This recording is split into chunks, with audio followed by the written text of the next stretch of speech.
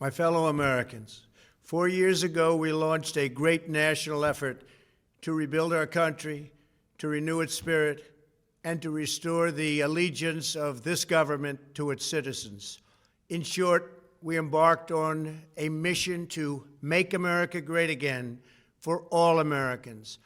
As I conclude my term as the 45th President of the United States, I stand before you truly proud of what we have achieved together. We did what we came here to do, and so much more. This week, we inaugurate a new administration and pray for its success in keeping America safe and prosperous.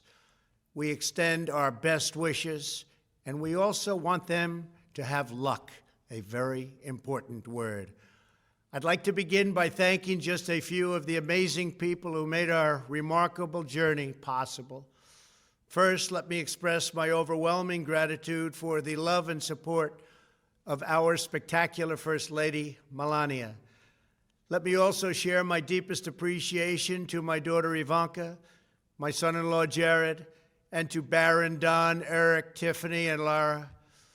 You fill my world with light and with joy. I also want to thank Vice President Mike Pence, his wonderful wife Karen, and the entire Pence family.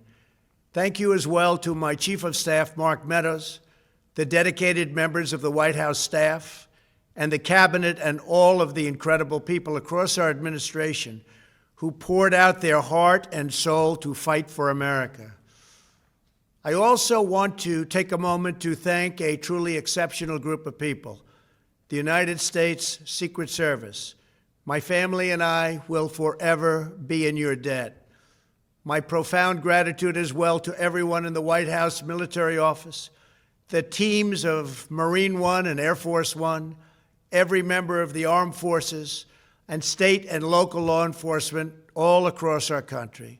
Most of all, I want to thank the American people. To serve as your president has been an honor beyond description. Thank you for this extraordinary privilege, and that's what it is, a great privilege and a great honor.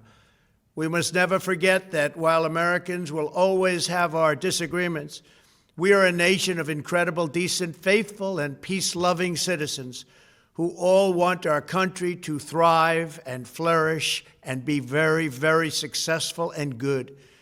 We are a truly magnificent nation. All Americans were horrified by the assault on our Capitol. Political violence is an attack on everything we cherish as Americans. It can never be tolerated.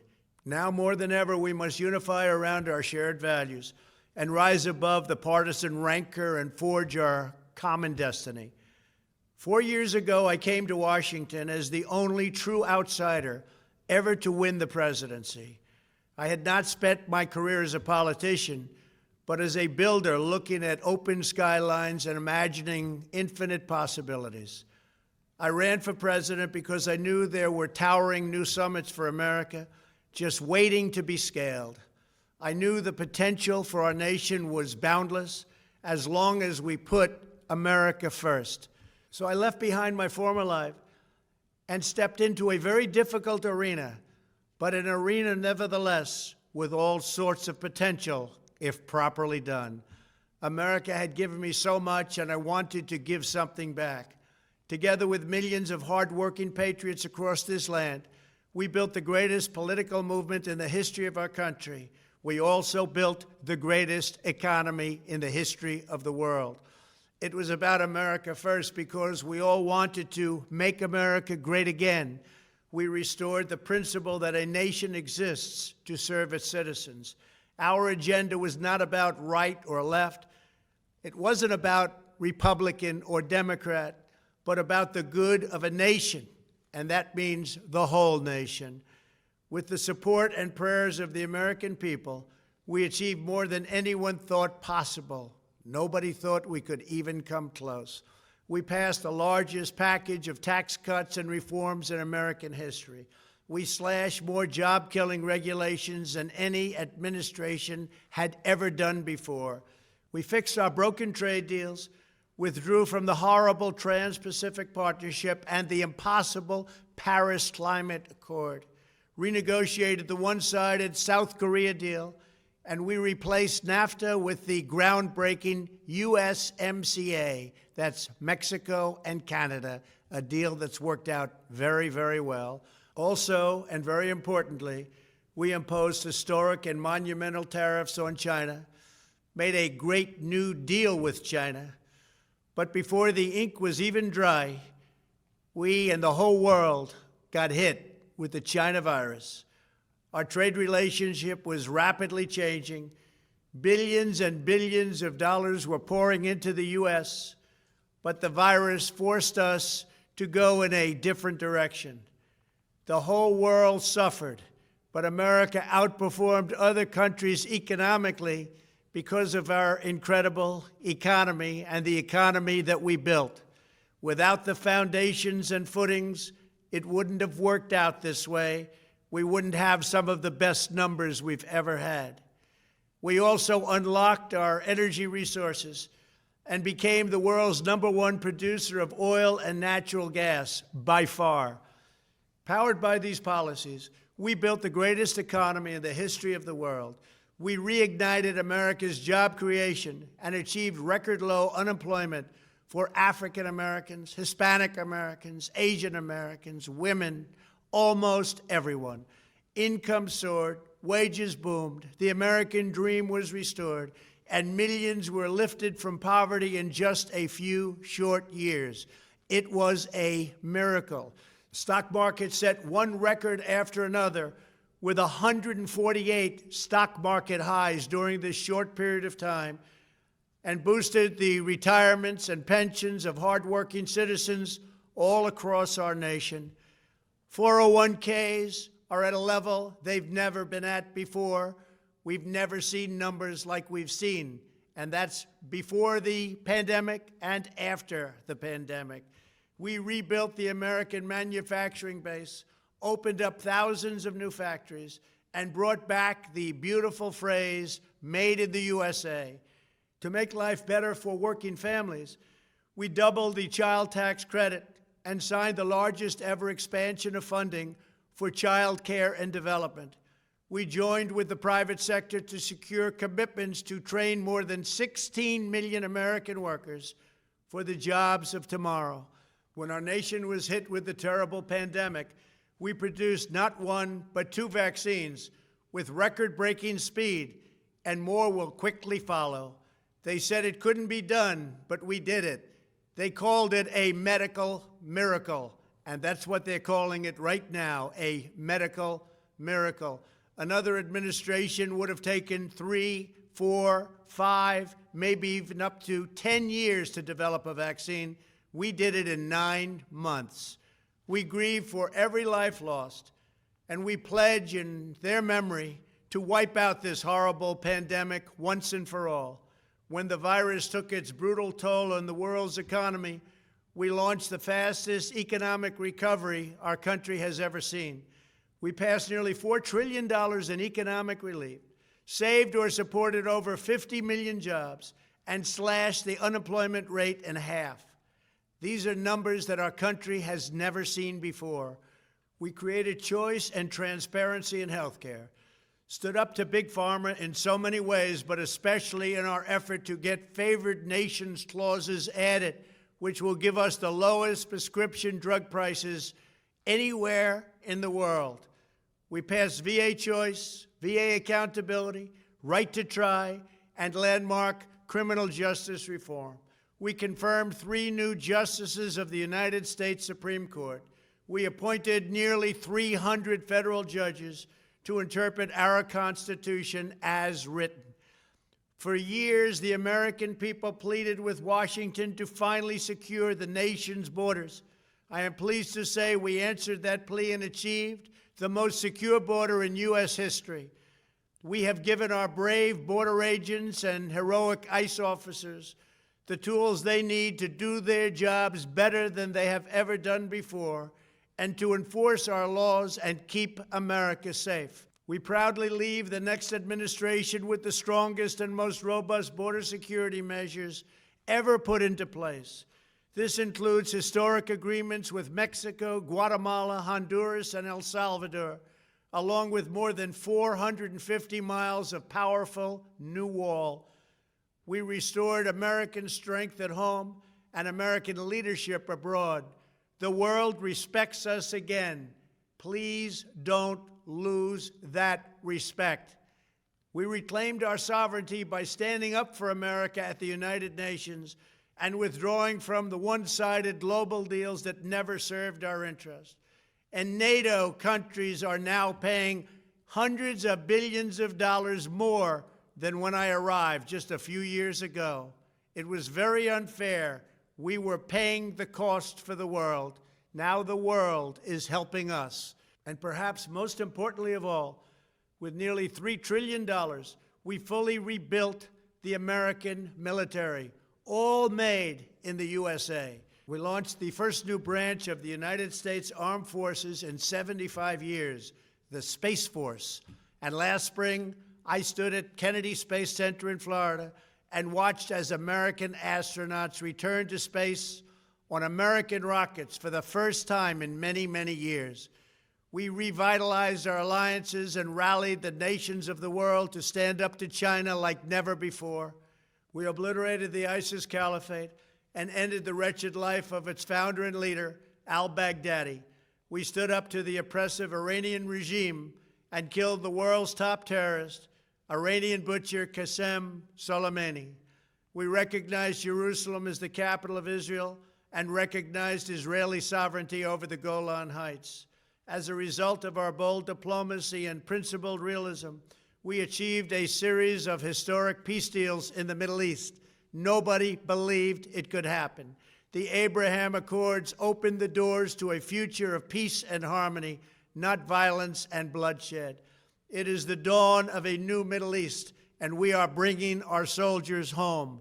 I am especially proud to be the first president in decades who has started no new wars.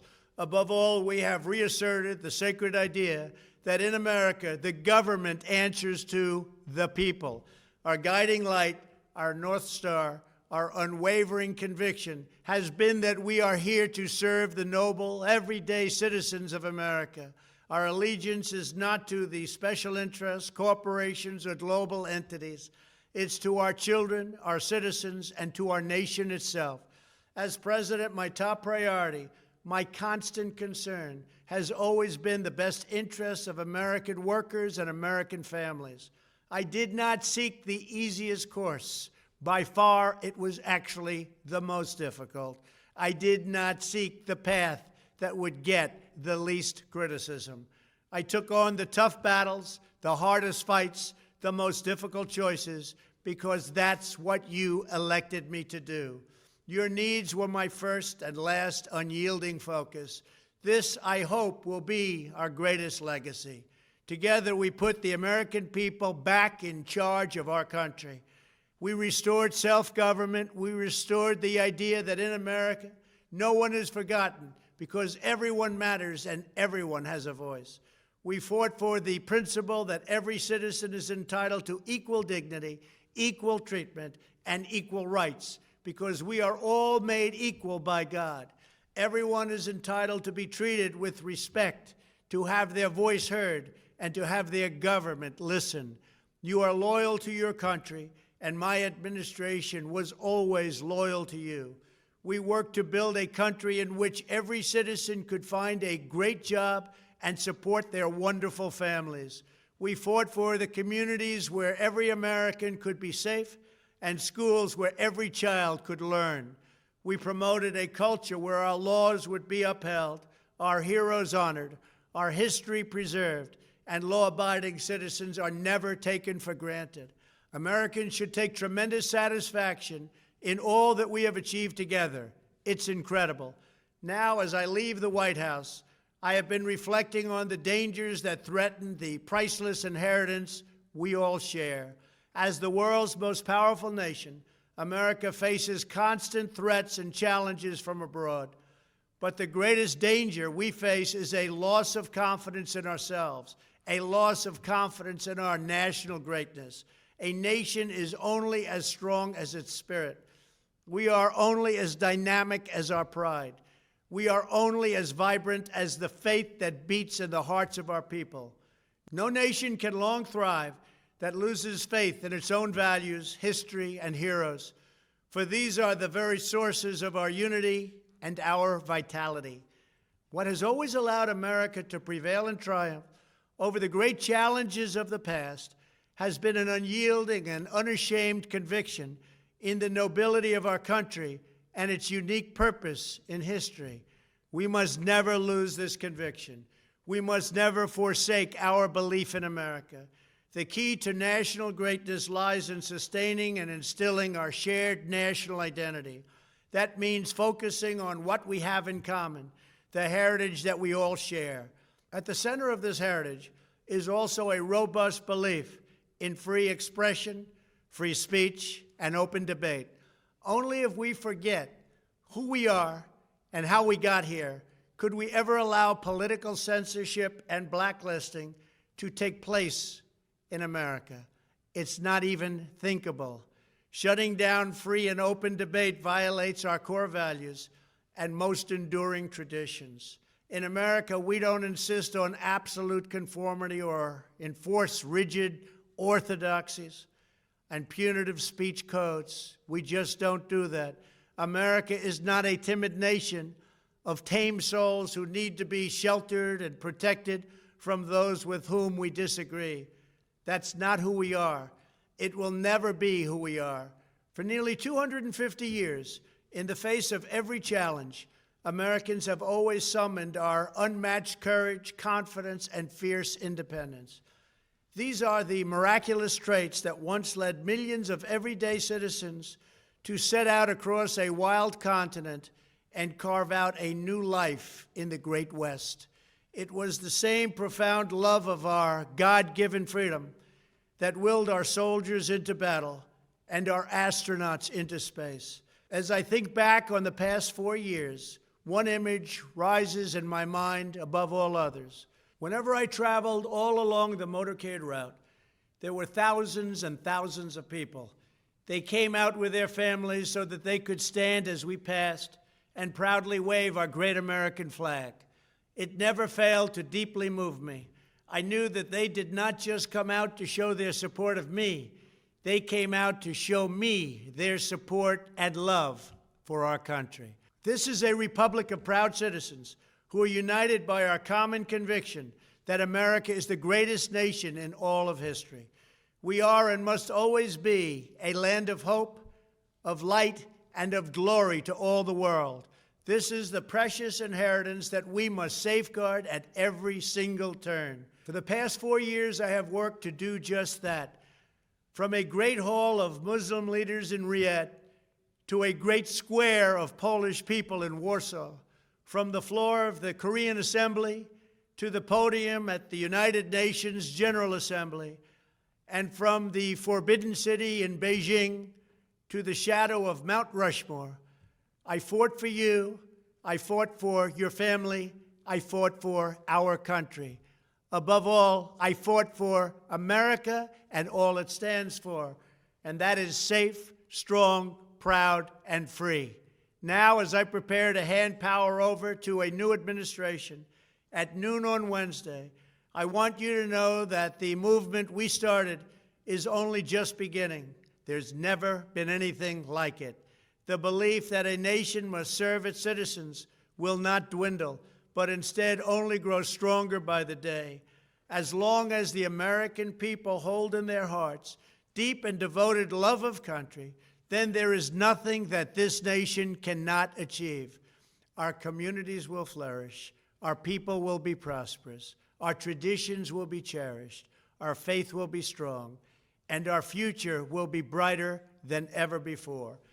I go from this majestic place with a loyal and joyful heart, an optimistic spirit, and a supreme confidence that for our country and for our children, the best is yet to come. Thank you and farewell. God bless you. God bless the United States of America.